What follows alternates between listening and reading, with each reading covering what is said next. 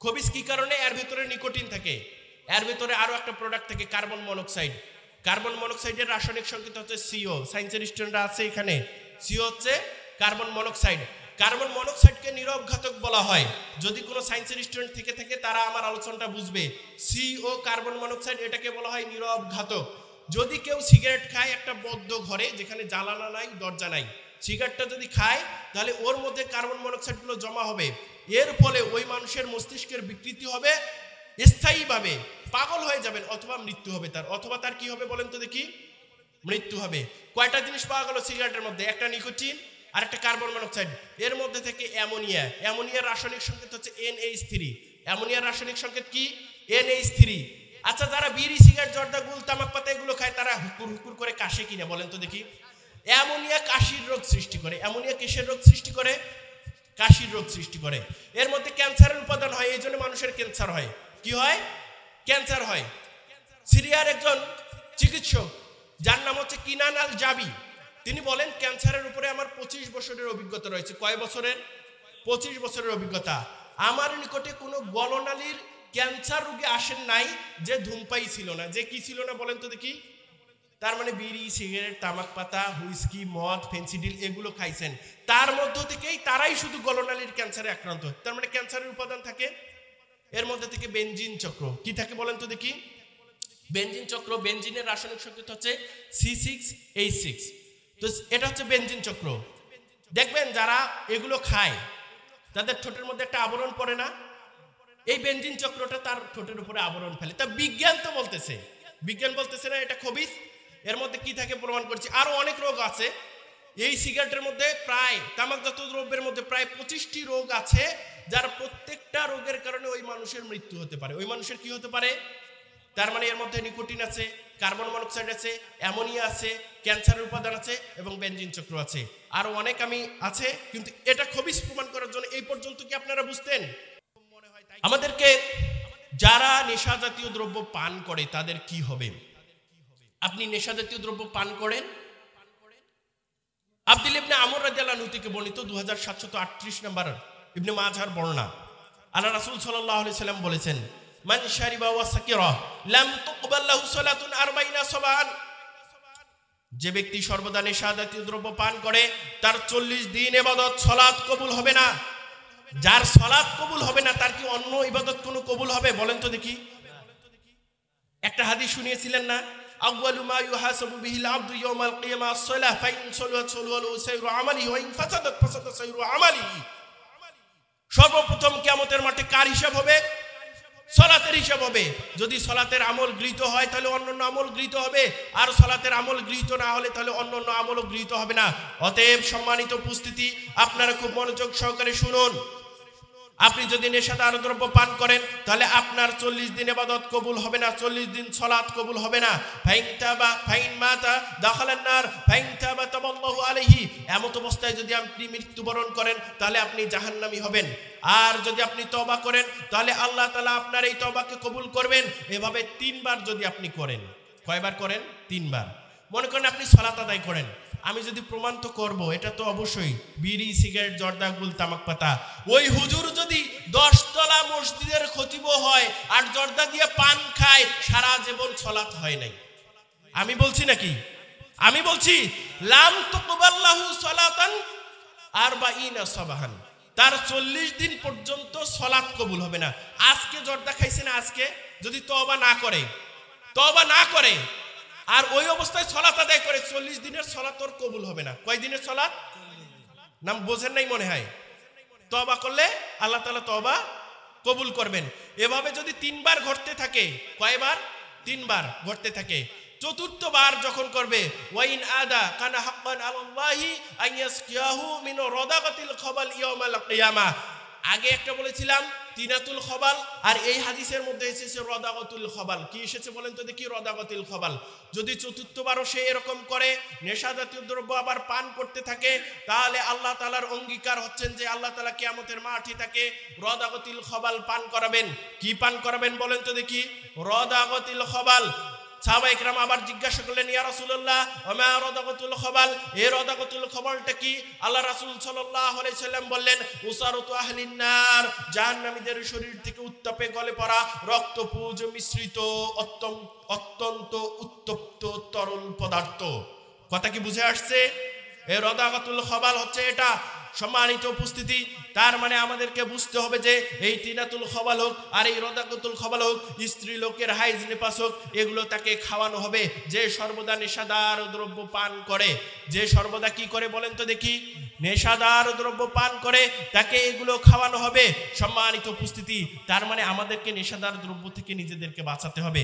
আমি জানি না, আমার কাছে আমাকে যদি বক্তব্য দিতে বলেন এর উপরে আমি আর দীর্ঘ সময় বক্তব্য দিতে পারবো, কিন্তু আমি একটু সংক্ষেপ করব। আমি জানি না কতক্ষণ পর্যন্ত বলবো, তাছাড়া শেষে প্র্যাকটিক্যাল দেখাইতে পারবো না। একটু আমাকে বলে দিলে ভালো হয়। যে কথা আমি বলতেছিলাম আপনারা একটু মনোযোগ সহকারে শোনেন। তার মানে রাদাকাতুল খবাল ওই ব্যক্তিকে পান করানো হবে। আর রাদাকাতুল খবালটা হচ্ছে জাহান্নামীদের শরীর থেকে উত্তাপে গলে পড়া রক্তপুঞ্জ মিশ্রিত অত্যন্ত উত্তপ্ত তরল পদার্থ। সম্মানিত উপস্থিতি, আমরা এই তামাক জাতীয় যে দ্রব্যটা রয়েছে, এই তামাক জাতীয় দ্রব্যের একটু ইতিহাস জানি। কি জানি বলেন তো দেখি? তামাক জাতীয় দ্রব্যের একটু ইতিহাস জানতে চাই। তামাকটা কোথা থেকে আসলো, কোথায় সৃষ্টি হলো, নেশাদার দ্রব্যটা হারাম কিনা? নেশাদার দ্রব্যটা কি বলেন তো দেখি, হারাম কিনা? এই নেশাদার দ্রব্যের মধ্যে বিড়ি, সিগারেট, তামাক পাতা এটা পড়ে কিনা? আপনারা কেউ তামাক কি আবাদ করেছেন? তামাক আপনাদের মধ্য থেকে কেউ আছেন তামাক আবাদ করেছেন? করেন নাই না?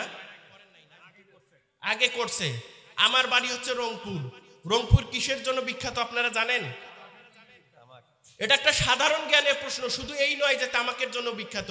যদি বলা হয় যে রংপুর কিসের জন্য বিখ্যাত, তামাকের জন্য বিখ্যাত, এটি হচ্ছে সাধারণ জ্ঞানের উত্তর। কথা ক্লিয়ার? আমার বাড়ি হচ্ছে ভাই রংপুর। জানেন কি? জানেন না মনে হয়। দিছে তো বগুড়া, তাই না? কারণ বগুড়া একটা মসজিদের আমি খতিব, এবং আমি কি করি পেশায় জানেন? আমি পেশায় একজন লাইনম্যান। আপনাদের এলাকায় পল্লী বিদ্যুতের লোকজন আসে না? খুঁটিতে ওঠে না? আমি সেই খুঁটিতে ওঠা লোক। আমি সেই কিসে ওঠা লোক বলেন তো দেখি? খুঁটিতে ওঠা লোক, অর্থাৎ আমি পরিশ্রম করা মানুষ। আমাদের এলাকায় আমি লাইনম্যান গ্রেড 1। আমাদের এলাকায় তামাক চাষ হয়। আমার বাড়ি রংপুরে, এখনো হয়, ভরপুর হচ্ছে। তামাকটা আসলো কোথা থেকে? তামাক সর্বপ্রথম কখন হলো? অনেকে বলতেছে যে তামাকের কথা আছে কিনা ইতিহাসে, অর্থাৎ রাসূল সাল্লাল্লাহু আলাইহি সাল্লাম এবং সাহাবায়ে কেরাম বলছেন কিনা। তামাক সর্বপ্রথম চালু হয়, আবিষ্কার হয় 1492 সালে। কত সালে বলেন তো দেখি? 1492 সালে তামাক সর্বপ্রথম আবিষ্কার হয় বা সূচনা হয়। কিভাবে হয়? কলম্বাস তার সঙ্গী সাথী নিয়ে তিনি যখন আমেরিকায় যান, কলম্বাস তার সঙ্গী সাথীকে নিয়ে যখন কোথায় যান বলেন তো দেখি? আমেরিকায় যান। আমেরিকায় গিয়ে দেখেন যারা রেড ইন্ডিয়ান ছিল, অর্থাৎ ইন্ডিয়ান আদিবাসী, তারা তামাক চাষ করত। খুব ভালো ইতিহাস, কিন্তু আমি জানি না আপনারা শুনেছেন কিনা, তবে শোনা উচিত। যদি আগে শুনেও থাকেন, আজকে শোনা উচিত। তাহলে রেড ইন্ডিয়ান যারা আদিবাসী রয়েছে, তারা তামাকের চাষ করত এবং এটা জ্বালিয়ে ধোঁয়া গ্রহণ করত। কি করত? ধোঁয়া গ্রহণ করত। তার মানে সর্বপ্রথম কে গিয়ে আবিষ্কার করলো? এই কলম্বাসেই উত্তর আমেরিকা আবিষ্কার করেছেন, আবার কলম্বাসে তামাকও আবিষ্কার করলেন, তাই কিনা বলেন তো দেখি? 16 শতাব্দীর মধ্যবর্তী সময়ে। ওটা কখন দেখা গেল বলেন তো দেখি? 1492 সাল। 16 শতাব্দীর মধ্যবর্তী সময়ে ইউরোপে তামাকের চাষ শুরু হয়। প্রথমে ফ্রান্স, অথবা পর্তুগাল, স্পেন এবং সর্বশেষ ব্রিটেনে তামাকের চাষ করে। কি বলছি বলেন তো দেখি? ফ্রান্স, পর্তুগাল, স্পেন এবং ব্রিটেন তামাকের চাষ হয়। ইউরোপ থেকে পর্তুগাল এবং স্পেনের যে ব্যবসায়ীরা রয়েছে, এরা ভারতীয় উপমহাদেশে তামাক রপ্তানি করত। বলেন তো দেখি শত্রুকে? কে শত্রু হইল? ইউরোপীয়রা। ইউরোপ থেকে পর্তুগাল এবং স্পেনের যে ব্যবসায়ী ছিল, তারা ভারত উপমহাদেশে কি করেছিল বলেন তো? তামাক রপ্তানি করত, ওরা আমদানি করে নেই, রপ্তানি করছে, ওইখান থেকে রপ্তানি করছে এখানে। দেখেন তামাকের কিভাবে প্রবেশ করলো মুসলিম রাষ্ট্রগুলোতে। সপ্তদশ শতাব্দীতে ভারত, ইরান এবং এশিয়ার কিছু দেশ তামাকটা আমদানি করা শুরু করলো। তামাক কি করা শুরু করলো বলেন তো দেখি? আমদানি করা শুরু করলো। আপনার যদি এইখানে যদি না থাকে, মনে করেন এটা বগুড়া জেলা না, কেউ যদি তামাক উৎপন্ন না করে, তাহলে এনাদের কি করতে হবে বলেন তো? আমদানি করতে হবে। রংপুরে তামাক আছে, রংপুর কি করবে বলেন তো দেখি? রপ্তানি করবে। মাশাআল্লাহ, মানে শ্রোতারা ভালো, ট্যালেন্ট আছেন, মেরিটোরিয়াস, ইন্টেলিজেন্ট, স্লাই, ক্লেভার, মাশাআল্লাহ। সম্মানিত উপস্থিতি, তার মানে এই যে ভারত, ইরান এবং এশিয়ার কিছু দেশ এই তামাকটা আমদানি শুরু করে দিল। এই ধূমপানের প্রচলন কিভাবে হলো, ধূমপানটা কিভাবে আসলো, এবং হিজরি 10ম শতাব্দীতে তুর্কিদের দ্বারা আরব এবং অন্যান্য মুসলিম দেশে তামাকের প্রবেশ ঘটে। কার দ্বারাই বলেন তো? তুরস্ক যারা রয়েছে, তুরস্কের নাগরিক, তাদেরকে তুর্কি বলা হয়। এদের দ্বারাই হিজরি 10ম শতাব্দীতে কোথায় আসে তামাক? আরব এবং অন্যান্য মুসলিম রাষ্ট্রগুলোতে। আগে কি এনেছে বলেন তো দেখি? ভারত, ইরান এবং এশিয়ার বিভিন্ন দেশ, মুসলিম রাষ্ট্রগুলো, এগুলো আমদানি করেছে। এখন তুর্কি আবার কি করতেছে, তুরস্ক আবার কি করতেছে, যে আরব এবং অন্যান্য মুসলিম দেশগুলোতে তামাক পাঠিয়েছে। ইয়া কিভাবে আসলো দেখেন, ধূমপান কিভাবে আসলো, কয়েকটা শব্দ মনে রাখেন। দেখেন, তুরস্ক, মরক্কো, সুদান, মনে থাকবে তো? তুরস্ক, মরক্কো, সুদান, এই দেশগুলো। এরপরে আরব উপদ্বীপ আছে, ইয়ামান আছে, হিন্দুস্তান আছে এবং অন্যান্য যে দেশগুলো আছে মুসলিম রাষ্ট্র, এগুলো। তারপরে এসেছে প্রথম কি? তুরস্ক, মরক্কো, সুদান। মনে রাখেন কি বললাম? তুরস্ক, মরক্কো, সুদান। তুরস্কে ধূমপান নিয়ে আসে জনক খ্রিস্টান ইংরেজ, একজন ইংরেজ খ্রিস্টান যে রয়েছে তিনি তুরস্কে ধূমপান নিয়ে আসে। মরক্কোতে নিয়ে আসে জনক ইহুদি এবং সুদানে নিয়ে আসে জনক অগ্নিপূজক। তার মানে তুরস্ক একটা মুসলিম রাষ্ট্র, মরক্কো একটা মুসলিম রাষ্ট্র, সুদান একটা মুসলিম রাষ্ট্র, এগুলোতে ধূমপানকে নিয়ে এসেছে বলেন তো দেখি? খ্রিস্টান, ইহুদি এবং অগ্নিপূজক। মাশাআল্লাহ, খ্রিস্টান, ইহুদি এবং অগ্নিপূজক। এরপরে আবার এই ধূমপানগুলো আসে মিশরে আসে, তারপরে আরব উপদ্বীপে, তারপরে হিন্দুস্তানে, ইয়ামানে, এভাবে আসে। আচ্ছা বলেন তো দেখি, মুসলিম দেশে কারা ধূমপান প্রচলন শুরু করলো বলেন দেখি? তার মানে যারা বেধর্মী রয়েছে তারা এটা করতেছে।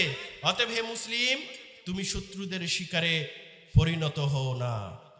এটা কারা করেছে এগুলো বলেন তো দেখি? শত্রুরা করেছে। আমাদের যারা শত্রু বেধর্মী রয়েছে তারা কিন্তু এগুলো করেছে, আদা জল খেয়ে লেগেছিল এই ধূমপান প্রচলন করার জন্য। আপনারা জানেন সিগারেটের কারখানা মনে হয় বাংলাদেশে প্রথম হয়েছে নাকি? সিগারেটের কারখানা কোথায় প্রথম হয়েছিল জানেন কেউ? সিগারেটের কারখানা সর্বপ্রথম 1881 সালে আমেরিকায় হয়েছিল। কোথায় হয়েছিল বলেন তো দেখি?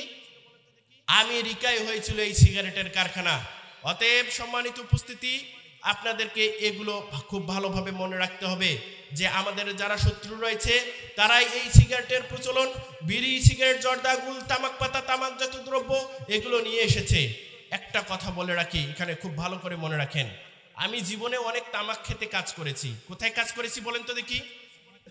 আমি নিজে তামাকের পাতা, কারো যদি অভিজ্ঞতা থাকে, তামাকের পাতা হয় এগুলান, সিসি তামাক আছে, ডিবি তামাক আছে, বাল্লি তামাক আছে, বিভিন্ন ধরনের তামাকের জাত আছে। তো এই তামাকের ভেতর দিয়ে কতগুলো আমরা বলি ড্যামা, গ্রাম্য ভাষায়, যারা রংপুরের লোক শুনতেছেন তারা বুঝতেছেন, ড্যামা বলি। তার মানে 20 পাতা, নিচেরটাকে 20 পাতা বলি। যখন তামাকটা কিছুদিন হয়ে যায়, 30-40 দিন হয়ে যায়, নিচের কতগুলো পাতা এগুলো আমরা ভেঙে নেই, অর্থাৎ 20 পাতা হয়। তারপরে হারকাট হয়, তারপরে দোকাটাও হয়। এগুলোর দাম মোটামুটি ভালো।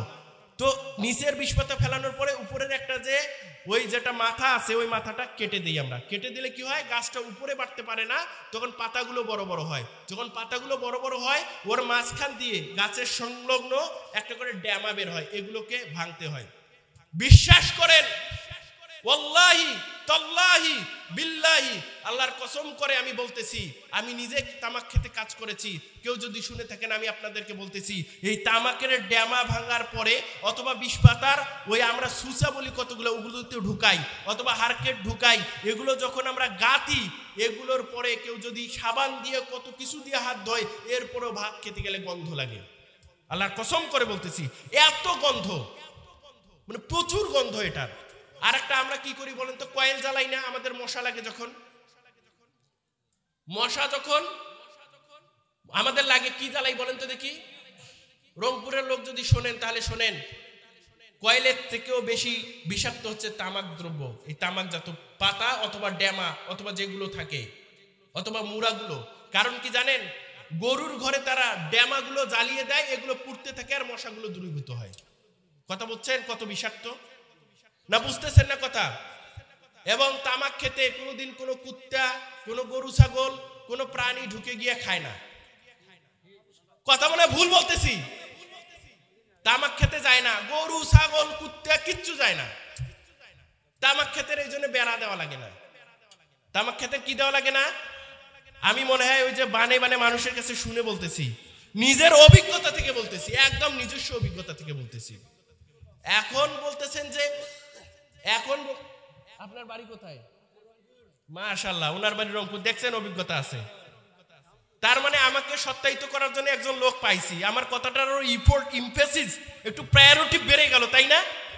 সম্মানিত উপস্থিতি, আমার বাড়িতে বলতেছেন যে কার খেতে কাজ করেছি, নিজের খেতেই কাজ করছি। চাকরি করার পর যখন আল্লাহ দিনের জ্ঞান দিয়েছে, আমি বুঝতে পারছি এটা, তখন থেকে আমি এটা আবাদ করা নিষেধ করে দিছি। আমার কোনো জমিতে, আমার কোনো বাড়িতে তামাকের উৎপন্ন হয় না। সুবহানাল্লাহ বলবেন না? বাকি অনেকেই করে, আশেপাশে সব, আমার জমিতে সরিষা লাগায়, বাকি সবাই তামাক, এই সরিষা ক্ষেত নষ্ট হয়, অন্য ক্ষেত নষ্ট হয়। আমাকে বলে মাঝে মাঝে যে আমার কোনো অর্থের প্রয়োজন নাই, যদি কোনো ক্ষেত না হয়, সারা বছর যদি সারা জীবন জমি ফেলে রাখতে হয়, তাও তামাক উৎপন্ন হবে না। এরকম ইয়াকিন থাকতে হবে। সম্মানিত উপস্থিতি, যে কথা বলতেছিলাম, তার মানে তামাক ক্ষেতের কোনো বেড়ার প্রয়োজন হয় না। এবার দেখবো যে তামাক জাতীয় দ্রব্যটা এটা হালাল না হারাম, আমরা এটার দিকে একটু যাই। চারটা কারণ আমি বিশ্লেষণ করব, তারপরে কিছু কথা আমি বলবো যদি সময় পাই এর উপরেই। কয়টা কথা বলবো বলেন তো দেখি? চারটা কারণে নেশাদার দ্রব্য, খুব ভালো করে সবাই মনে রাখেন। কয়টা দলিল, কয় দিক থেকে দলিল? চারটা দলিলের কারণে এই তামাকজাত দ্রব্যটা হচ্ছে হারাম আমাদের জন্য। প্রথম দলিল হচ্ছে, প্রথম দলিল সবাই মনে রাখেন, এটা হচ্ছে খবিস বস্তু। এটা কি বস্তু? খবিস বস্তু। খবিস মানে অপবিত্র বস্তু। সূরা মায়েদার 4 নম্বর আয়াতে মহান রব বলেন, ইয়াসআলুনাকা মাযা উহিল্লা লাহুম, তারা তোমাকে জিজ্ঞাসা করে, প্রশ্ন করে তাদের জন্য কি হালাল করা হয়েছে। কুল উহিল্লা লাকুমুত তাইয়্যিবাত, হে রাসূল আপনি তাদেরকে বলে দিন তাদের জন্য পবিত্র বস্তুসমূহ হালাল করা হয়েছে। কি হালাল করা হয়েছে বলেন তো দেখি? পবিত্র যে বস্তু রয়েছে এগুলো হালাল করা হয়েছে।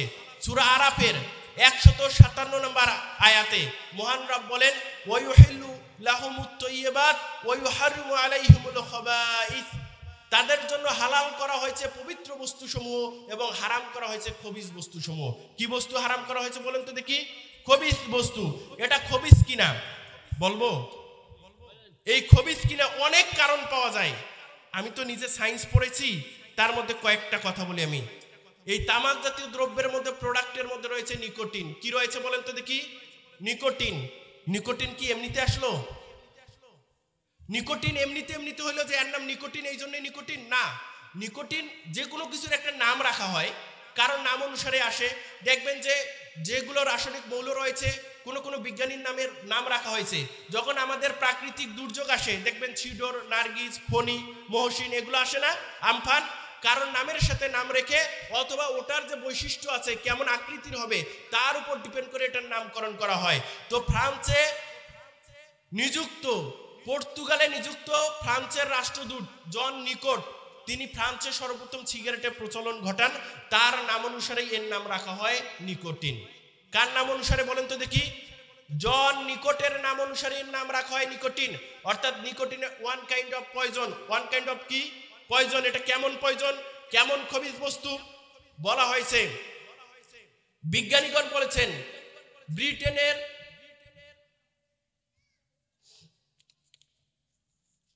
ব্রিটেনের, এটা তাহলে একটু শেষ করি প্রসঙ্গটা যেহেতু আসছে। ব্রিটেনের পিজিয়াসন্স রয়্যাল কলেজের এক প্রতিবেদনে বলা হয়েছে একটা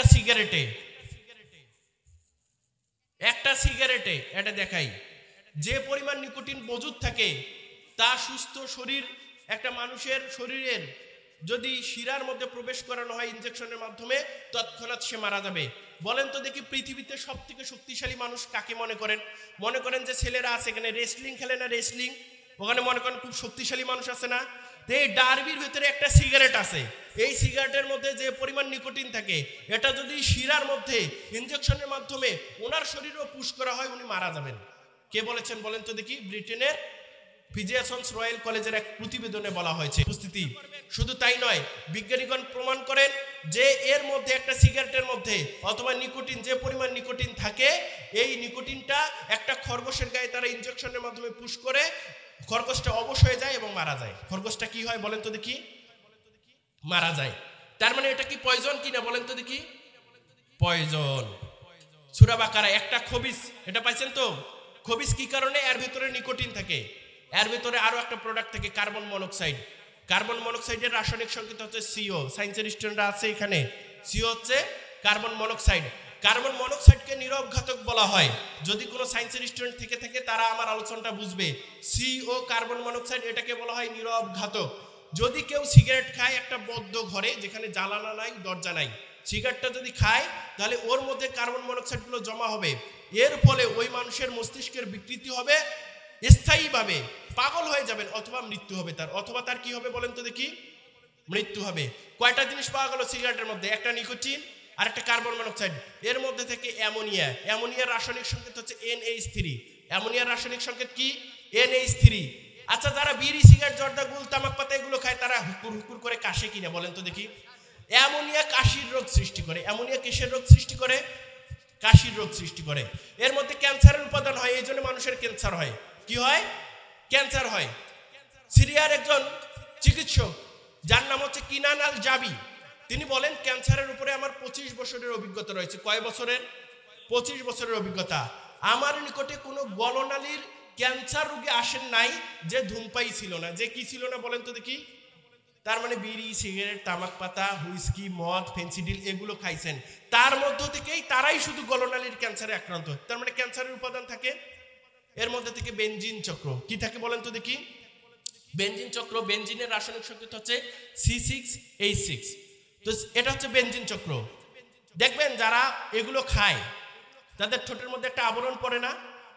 এই বেনজিন চক্রটা তার ঠোঁটের উপরে আবরণ ফেলে। তা বিজ্ঞান তো বলতেছে, বিজ্ঞান বলতেছে না এটা খবিস। এর মধ্যে কি থাকে প্রমাণ করছি। আরো অনেক রোগ আছে এই সিগারেটের মধ্যে, প্রায় তামাকজাত দ্রব্যের মধ্যে প্রায় 25টি রোগ আছে যার প্রত্যেকটা রোগের কারণে ওই মানুষের মৃত্যু হতে পারে। ওই মানুষের কি হতে পারে?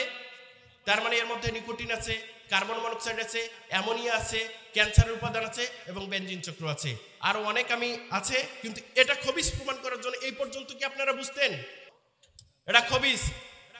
মহান রব সূরা বাকারার 195 নম্বর আয়াতে বলে ওয়ালা তুলকু বিআইদিকুম ইলা তাহলুকা, তোমরা নিজেদের হাত দ্বারা নিজেদেরকে ধ্বংসের দিকে ঠেলে দিও না।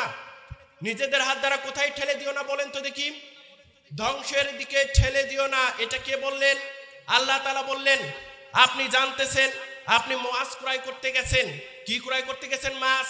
মাছটা দেখতেছেন পচা, খাওয়া যাবে না, আপনি কি বাড়িতে নিয়ে আসবেন? আপনি বেগুন ক্রয় করতে গেছেন, আপনি দেখতেছেন পচা, আপনি কি ক্রয় করবেন? আপনি খাদ্য খেতে গেছেন, সিঙ্গারা খাবেন। সিঙ্গারা চেনেন তো? যদি আপনি গিয়ে কি জিজ্ঞাসা করবেন বলেন তো? 2টা প্যাকেট আছে, কি জিজ্ঞাসা করবেন বলেন? বলবেন যে টাটকা কোনটা, আজকের মাল কোনটা, বলবেন কিনা? যদি বলে যে এটা 3 দিন আগের, আপনি কি খাবেন? খাইলে কি মরে যাবেন? কোনো ক্ষতি হবে? 3 দিন আগের, 3 দিন আগেরটা খাবেন না, ভালো নয় জন্যে। এই সিগারেটের প্যাকেটের গায়ে কি লেখা থাকে আপনারা তো জানেন? It causes cancer.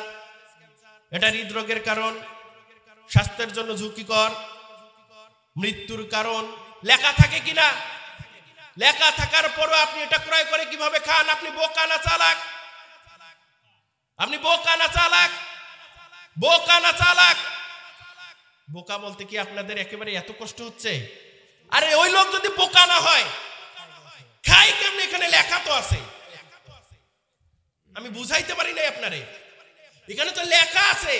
আমি এমন কোন কোম্পানি দেখি নাই যে নিজের সমালোচনা করে, নিজের ব্যাড রিপোর্ট ছড়ায়, এই সিগারেট কোম্পানি ছাড়া। না ভুল বলছি মনে হয়? আপনার যদি পণ্যটা খারাপও হয় আপনি তাও বলবেন না ভাই ভালো আছে, খান, চলবে, এক নম্বর মাল। এই যে এক নম্বর মাল, কয় নম্বর মাল বলে কিনা? সিগারেটের গায়ে লেখা আছে, আপনি তাও তো খান। আসল বোকা। তাহলে বোকা না? তো উনি আবার মাতব্বরি করে বড় চেয়ারম্যান। আরে কি বলবো, কত বড় বড় ধরনের লোক। তাহলে এদেরকে বোকা ছাড়া আর কিছু বলা যায় না। আচ্ছা, ধ্বংসের দিকে ঠেলে দেয় একটা খবিস, একটা ধ্বংসের দিকে ঠেলে দেয়। নাম্বার 3, এটা হচ্ছে অপচয়। সূরা বনী ইসরাইলের 27 নম্বর আয়াতে মহান রব বলেন, ইন্নাল মুবাযযিরিনা কানু ইখওয়ানাশ শায়াতিন, নিশ্চয় অপচয়কারীরা হচ্ছে শয়তানের। আচ্ছা, আপনি বলেন তো দেখি, মদের কথা বলি, মদের মধ্যে কি আছে বলেন তো দেখি? অ্যালকোহল থাকে, তাই না? এই মদের মধ্যে কিছু উপকার আছে কিনা বলেন দেখি? আছে। মদের মধ্যে কিছু উপকার আছে। ইয়াসালুনাকা আনিল খামরি ওয়াল মাইসির কুল ফিহিমা ইসমুন কাবির, এটা কি 219 নম্বর আয়াত সূরা বাকারার, যে তারা তোমাকে মদ এবং জুয়া সম্পর্কে জিজ্ঞাসা করে, হে রাসূল আপনি বলুন তার মধ্যে বড় পাপ আর কিছু উপকার আছে। কি আছে বলেন তো দেখি? কিছু উপকার আছে। কারণ কি, শীতকালে যেখানে ঠান্ডা প্রধান দেশ, এখানে মদ খেলে একটু গরম লাগে। একটু কি লাগে বলেন তো দেখি? গরম লাগে। কেউ যদি আমাকে বোঝাতে পারে তামাক জাতীয় দ্রব্যের মধ্যে একটু কিছু পরিমাণ উপকার আছে, আমি তাকে চ্যালেঞ্জ করলাম। মদকে হারাম বলে, সিগারেটকে হারাম বলে না, তামাক জাতীয় দ্রব্যকে হারাম বলে না। আমি বুঝাতে পারি না আপনাদের?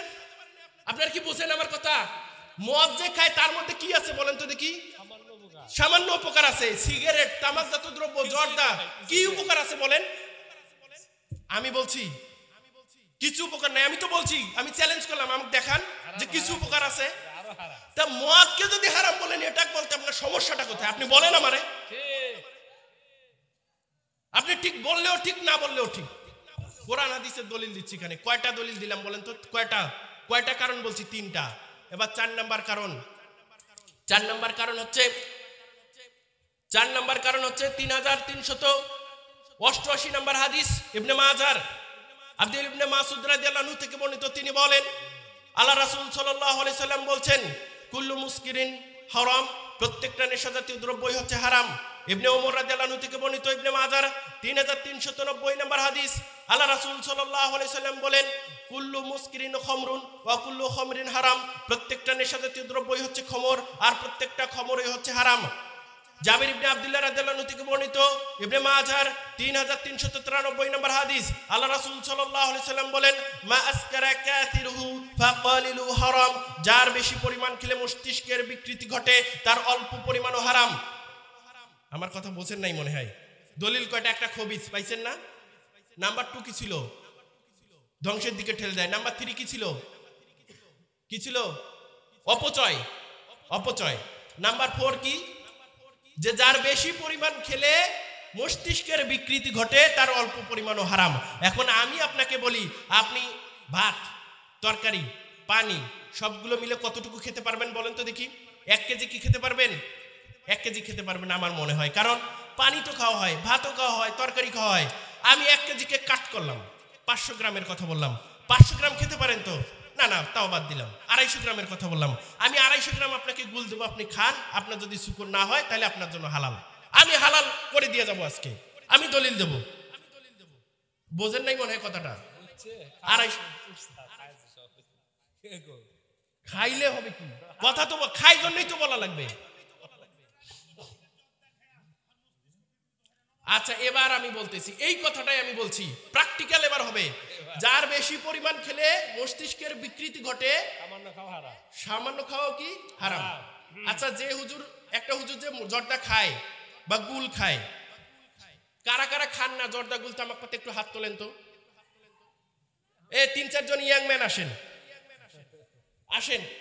আসো এদিকে আসো। আমি একটু গুল দেই, ওই মানে হুজুর যে পরিমাণ গুল ঠোঁটে দেয় ঠিক সেই পরিমাণ গুল দেবে। ওর মাথা ঠিক থাকে কিনা আমি একটু দেখি।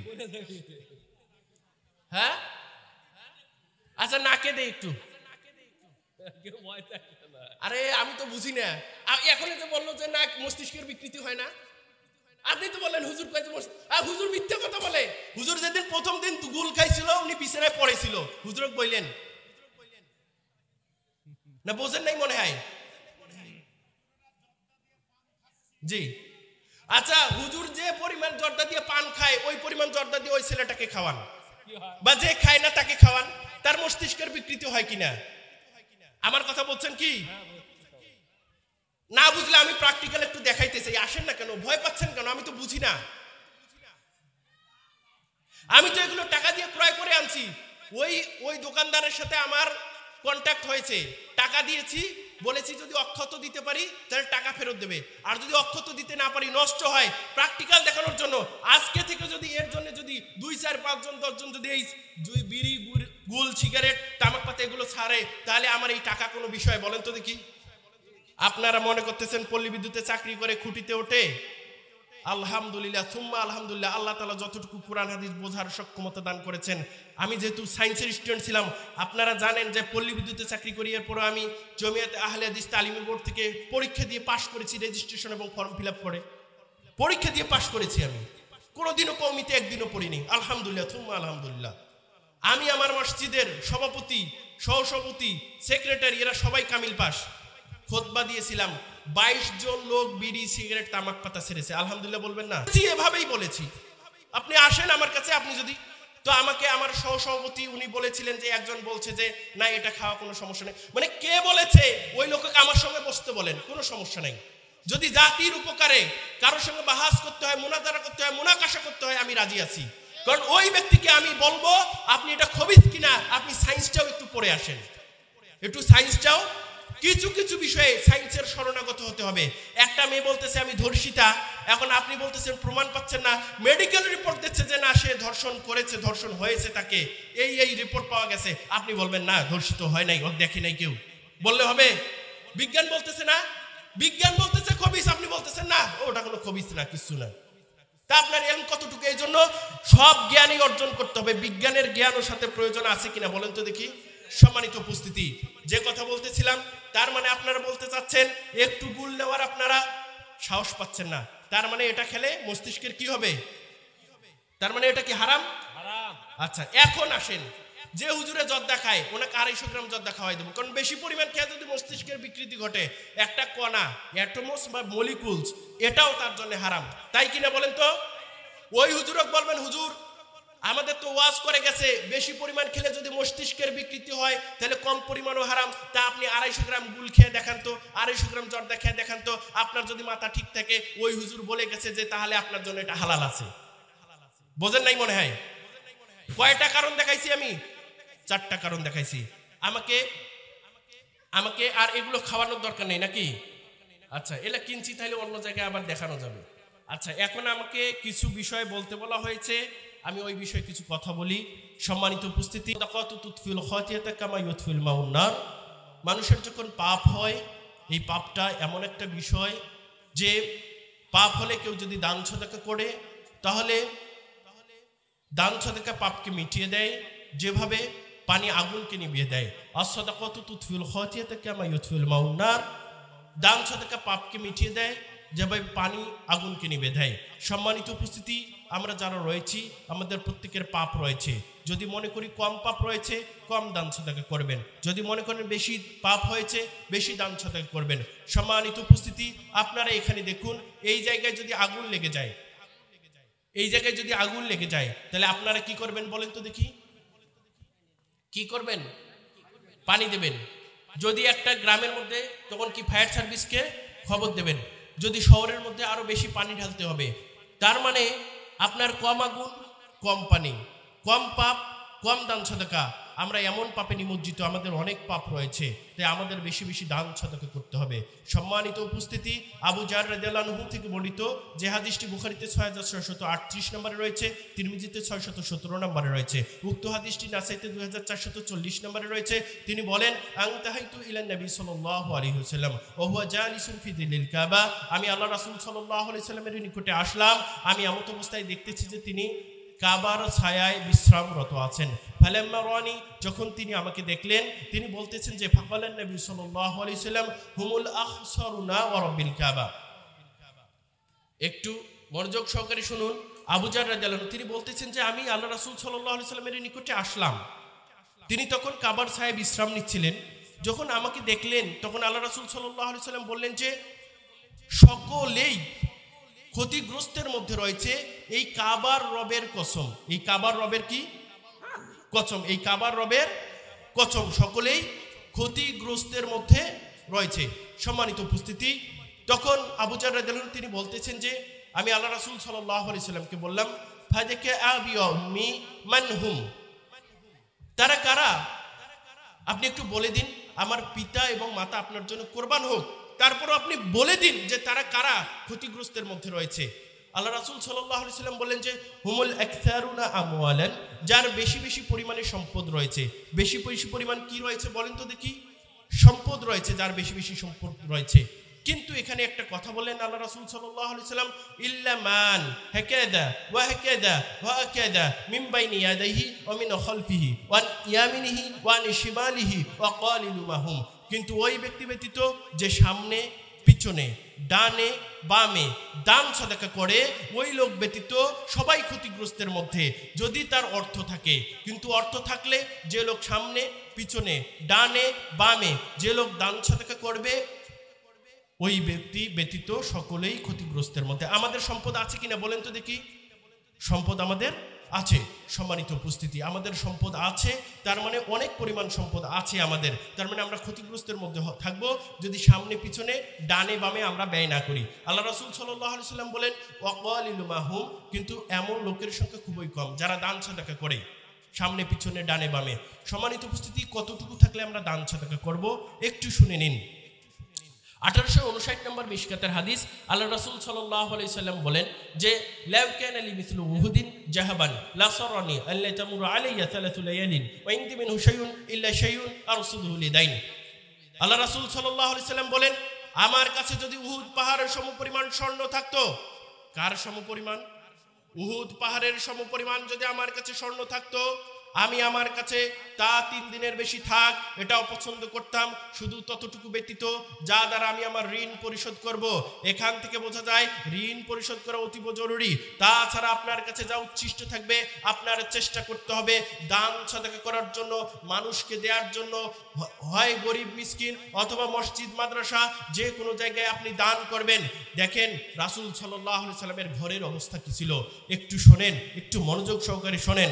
5995 নম্বর বুখারীর হাদিস, যে হাদিসটি মিশকাতে 4949 নম্বরে রয়েছে। আম্মা জান আয়েশা রাদিয়াল্লাহু আনহা তিনি বলতেছেন জাআতুনি ইমরাআতুন মাআহা ইবনাতানি তাসআলুনি ফালাম তাজিদ ইনদি গায়রা তামরাতিন ওয়াহিদা। তিনি বলতেছেন যে আমার কাছে একজন মহিলা আসলেন। আম্মা জান আয়েশা রাদিয়াল্লাহু আনহা তিনি বলছেন আমার কাছে একজন মহিলা আসলেন যার সাথে 2 জন কন্যা সন্তান ছিল। আমার কাছে কিছু চাইলেন, আমি ঘরের এখানে সেখানে সবখানে তল্লাশি চালালাম, আমি একটা খেজুর ছাড়া আর কিছুই পেলাম না। আমাদের ঘরে কত কিছু রয়েছে, আমাদের ঘরে কত কিছু রয়েছে, তারপরে আমরা দিতে চাই না, দান সাদাকার থেকে আমরা বিমুখ রয়েছি। সম্মানিত উপস্থিতি, একটা খেজুর পেলেন আম্মা জান আয়েশা রাদিয়াল্লাহু আনহা, তিনি বলতেছেন ফাআতাইতুহা, আমি তাই তাকে দিলাম। ফাকওয়াসামাতহা বাইনা ইবনাতাইহা, ওই মহিলা ওই খেজুরটাকে 2 ভাগ করলেন। কয় ভাগ করলেন? 2টি ভাগ করলেন। 2 ভাগ করে 2 সন্তানের কাছে 2 কন্যার কাছে দিয়ে দিলেন। সুম্মা কামাত ফাখরাজাত ফাদাখালা নবী সাল্লাল্লাহু আলাইহি সাল্লাম ফাহাদাসতুহু, ওই মহিলা দাঁড়ালেন এবং চলে গেলেন। আল্লাহ রাসূল সাল্লাল্লাহু আলাইহি সাল্লাম গৃহে প্রবেশ করলেন, আমি তাকে ঘটনাটি বর্ণনা করলাম। আল্লাহ রাসূল সাল্লাল্লাহু আলাইহি সাল্লাম বললেন মান ইয়ালি মিন হাদিহিল মানাতি শাইয়ান ফাহাসানা ইলাইহিন্না কুন্না লাহু সিতরান মিনান নার। যে লোক কন্যা সন্তানকে মানুষ করতে গিয়ে এরকম বিপদের সম্মুখীন হবে আর তার সাথে ভালো আচরণ করবে, কিয়ামতের মাঠে ওই কন্যা তার জন্য জাহান্নামের অন্তরায় হবে। সুবহানাল্লাহ বলবেন না? এখান থেকে বোঝা গেল আম্মা জান আয়েশা রাদিয়াল্লাহু আনহার ঘরে শুধু একটা খেজুর ছিল, সেই খেজুরেই দিলেন। অন্য বর্ণনায় এসেছে 3টা খেজুর ছিল, 3টা খেজুরেই ওই মহিলাকে দিয়ে দিলেন। তিনি 2টি খেজুর 2 কন্যাকে দিলেন, একটা নিজের জন্য রাখলেন। 2 কন্যা 2টি খেজুর শেষ করলেন। মহিলা খেজুরটি খাবেন, এমত অবস্থায় 2 কন্যা তাকিয়ে রয়েছেন। তখন ওই মহিলা না খেয়ে ওনার জন্য যে 3য় নম্বর খেজুরটি ছিল তা 2 টুকরো করলেন এবং 2 কন্যাকে দিয়ে দিলেন। এখান থেকে জানার বিষয় ছিল কয়টা খেজুর? একটা, অথবা কয়টা ছিল? 3টা।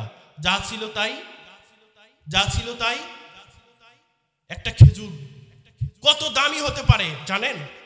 একটা খেজুর কত দামি হতে পারে একটু বলি। 950 নম্বর হাদিস সহিহ তারগিব ওয়াত তারহিবের আম্মা জান আয়েশা রাদিয়াল্লাহু আনহা থেকে বর্ণিত, তিনি বলেন, ইন্নাল্লাহা লা ইউরাব্বি লি আহাদিকুম আত-তামরাতা ওয়াল লুকমা কামা ইউরাব্বি ফালুহু ওয়া ফাসিলাহু হাত্তা ইয়াকুনা মিসলা উহুদ। নিশ্চয় মহান রব তোমাদের দানকৃত 1 লোকমা খাদ্য অথবা একটা খেজুর, শুনতেছেন সবাই? গভীর মনোযোগ লাগান, আমাদের কত উপকার হতে পারে।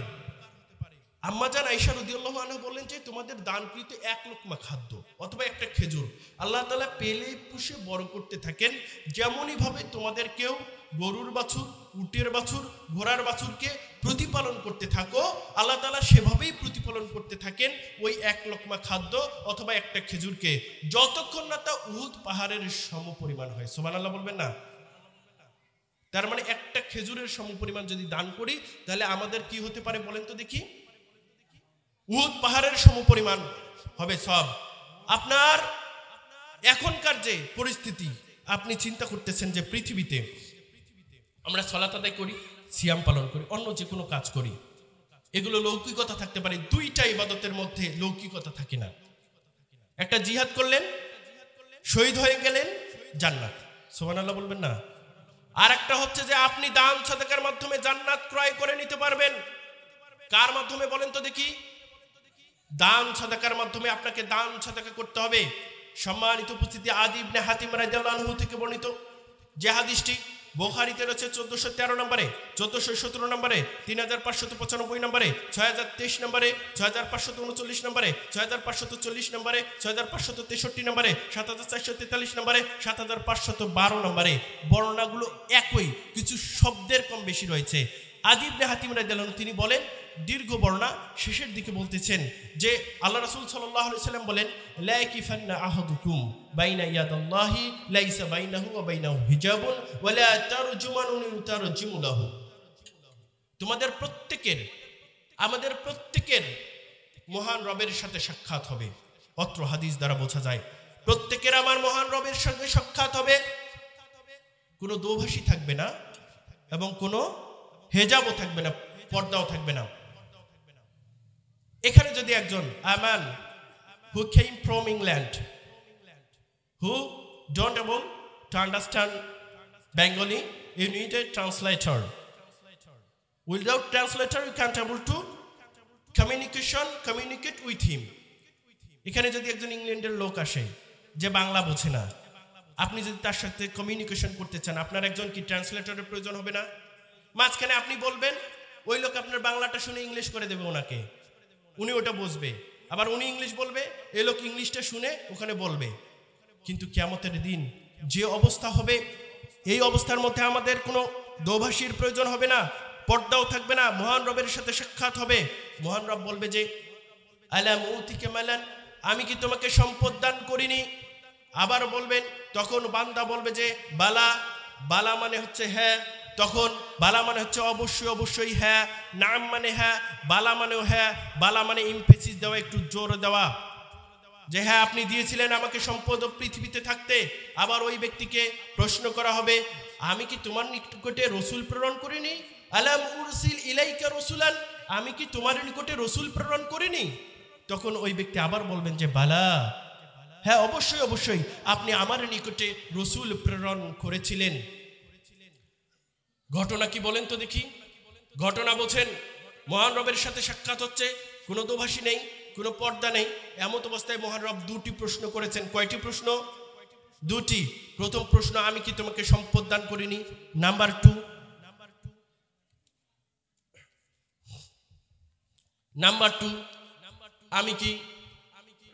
আমি কি তোমার জন্য, কয়টা প্রশ্ন, আমি কি তোমাকে সম্পদ দান করিনি এবং আমি তোমার নিকটে কি রসুল প্রেরণ করিনি? প্রধান শাইখ এসেছেন, আমি এখনই শেষ করে দেব।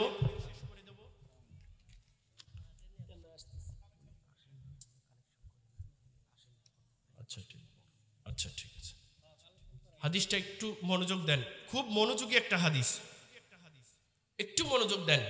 কয়টা প্রশ্ন? দুটি প্রশ্ন। আমি কি তোমাকে সম্পদ দান করিনি? নাম্বার 2 হচ্ছে আমি কি তোমার নিকটে রসুল প্রেরণ করিনি? দুটি প্রশ্ন পাশাপাশি বোঝা যায়। মহান রব বোঝাতে চাচ্ছেন আমি তোমাকে যে সম্পদ দান করেছিলাম এই সম্পদ কিভাবে বন্টন করতে হবে, কোথায় কোথায় ব্যয় করতে হবে, কিভাবে তুমি এই সম্পদের মাধ্যমে সব অর্জন করতে পারতে, এটা কি তুমি জানো না? এটা কি তুমি জানো না? এই বিধান কি তোমাকে রাসূল দেয়নি? তার মানে রাসূল প্রেরণ যে করেছিলাম, রাসূল কি তোমাকে এই বিধিবিধান জানিয়ে দেয়নি? তখন ওই ব্যক্তি বলবে বালা। অতঃপর ওই ব্যক্তি তার ডান দিকে তাকাবে, সুম্মা ইয়ানজুরু আন ইয়ামিনিহি ফালা ইয়ারা ইল্লান নার। ওই ব্যক্তি ডান দিকে তাকাবে, আগুন ছাড়া আর কিছুই দেখতে পাবে না। ওয়া ইয়ানজুরু আন শিমালিহি ফালা ইয়ারা ইল্লান নার। ওই ব্যক্তি তার বাম দিকে তাকাবে, আগুন ছাড়া আর কিছুই দেখতে পাবে না। ডান দিকে আগুন, বাম দিকে আগুন। বুখারীর ৭৫১২ নম্বর বর্ণনায় বোঝা যায়, যেটা তিরমিজির ২৪১৫ নম্বরে রয়েছে, যে ওই ব্যক্তি ডান দিকে তাকাবে, পূর্বে যা আমল পাঠিয়েছিল তাই দেখতে পাবে। আবার বাম দিকে তাকাবে, পূর্বে যা আমল পাঠিয়েছে তাই দেখতে পাবে। আবার সামনের দিকে তাকাবে, সামনের দিকে মুখের অগ্রভাগেই সে আগুন দেখতে পাবে। তার মানে হাদিসগুলো থেকে জানা যায় ডান দিকে আগুন, বাম দিকে আগুন, সামনেও আগুন। এই আগুন আর আগুন, আগুন থেকে বাঁচার উপায় আল্লাহ রাসূল সাল্লাল্লাহু আলাইহি সাল্লাম আমাদেরকে বলে দিচ্ছেন। আপনারা কি শুনতে চান এই আগুন থেকে কিভাবে আমরা বাঁচবো? আল্লাহ রাসূল সাল্লাল্লাহু আলাইহি সাল্লাম বললেন, ফালিয়াত্তাকিয়ান্নান নার ওয়ালাউ বিশিক্কি তামরাতিন, save yourself from the hellfire by donating a date। তোমরা জাহান্নামের আগুন থেকে নিজেদেরকে বাঁচাও একটা খেজুর দানের মাধ্যমে হলেও, অর্থাৎ একটা খেজুর দানের মাধ্যমে হলেও আমরা জাহান্নাম থেকে নিজেদেরকে বাঁচাতে পারি। কিন্তু কথা এমনটা নয়, কথা হচ্ছে আপনার যতটুকু সামর্থ্য আছে আপনাকে ততটুকু দান সাদাকা করতে হবে। 1895 নম্বর হাদিস মিশকাতের, যে হাদিসটি বুখারীতে 6022 নম্বরে রয়েছে, নাসাইতে 2538 নম্বরে রয়েছে। আপনারা যা দান সাদাকা করতে চান ভাই একটু করেন। আবু মালিক আশআরী রাদিয়াল্লাহু আনহু থেকে বর্ণিত, তিনি বলেন আল্লাহ রাসূল সাল্লাল্লাহু আলাইহি সাল্লাম বলেছেন, আলা কুল্লি মুসলিমিন সাদাকাতুন, প্রত্যেকটা মুসলমানকেই দান সাদাকা করতে হবে। প্রত্যেকটা মুসলমান মানে কি? যে কেউ থাকুক না কেন তাকে দান সাদাকা করতে হবে। যে নিজেকে আইডেন্টিফাই করতে চায় যে আমি একজন মুসলিম, তাকে দান সাদাকা করতে হবে। এই ক্ষেত্রে আল্লাহ রাসূল সাল্লাল্লাহু আলাইহি সাল্লামকে বলা হলো, ইয়া রাসূলুল্লাহ ফাইন লাম ইয়াজিদ, এটা যদি তার পক্ষে সম্ভব না হয়, আল্লাহ রাসূল সাল্লাল্লাহু আলাইহি সাল্লাম বললেন, সে তার হাত দ্বারা কাজ করবে, যা উপার্জন করবে, নিজে খাবে, পরিবার চালাবে, এরপরে যা উচ্ছিষ্ট থাকবে তা থেকে সে দান সাদাকা করবে। অতএব আপনাদের প্রতি আমার উদাত্ত আহ্বান, এখন যার পকেটে যা আছে আপনি তাই দান সাদাকা করবেন, আপনাকে দান সাদাকা করতেই হবে। সম্মানিত উপস্থিতি, 1890 নম্বর মিশকাতের হাদিস এবং 1897 নম্বরে বুখারীতে এসেছে, আবু হুরায়রা রাদিয়াল্লাহু আনহু থেকে বর্ণিত, তিনি বলেন, মান আনফাকা যাওজাইনি ফি সাবিলিল্লাহ দুইয়া মিন আবওয়াবিল জান্নাহ ওয়ালিল জান্নাতি আবওয়াবুন। আল্লাহু আকবার বলেন। আপনি এর আগে এই মসজিদে দান করেছেন না? আল্লাহ রাসূল সাল্লাল্লাহু আলাইহি সাল্লাম বললেন, যে ব্যক্তি জোড়ায় জোড়ায় দান করে, আপনি 1 বস্তা সিমেন্ট দিয়েছেন, আরো 1 বস্তা দেন। আপনি 10 টাকা দিয়েছেন, আবার 10 টাকা দেন। একবার দান করেছেন, আরেকবার দান করেন। আল্লাহ রাসূল সাল্লাল্লাহু আলাইহি সাল্লাম বলেন, যে ব্যক্তি জোড়ায় জোড়ায় দান করে তাকে জান্নাতের 8টি দরজার যে কোনো দরজা দিয়ে প্রবেশের সুযোগ করে দেওয়া হবে। সুবহানাল্লাহ বলবেন না? মানে যে ব্যক্তি জোড়ায় জোড়ায় দান করে তাকে জান্নাতের 8টা দরজা ডাকতে থাকবে, তুমি আসো, আমার ভিতর দিয়ে আসো, আমার ভিতর দিয়ে আসো। আর ওই ব্যক্তি যে দরজা দিয়ে ইচ্ছা সেই দরজা দিয়ে জান্নাতে প্রবেশ করতে পারবে। সুবহানাল্লাহ। অতএব আপনারা পকেটে হাতটা ঢোকান, আপনার কাছে যা আছে আপনি তাই দেন, আপনার কাছে যা আছে তাই দেন। আসমা বিনতে আবি বকর রাদিয়াল্লাহু আনহুমা থেকে বর্ণিত 1861 নম্বর হাদিস মিশকাতের। 3000 টাকা সাজ্জাদুল ইসলাম সভাপতি 3000 লেখেন, সভাপতি সাজ্জাদুল ইসলাম সবুজ, উনি 3000 টাকা। মারহাবা, আল্লাহ ওনার দানকে কবুল করুক।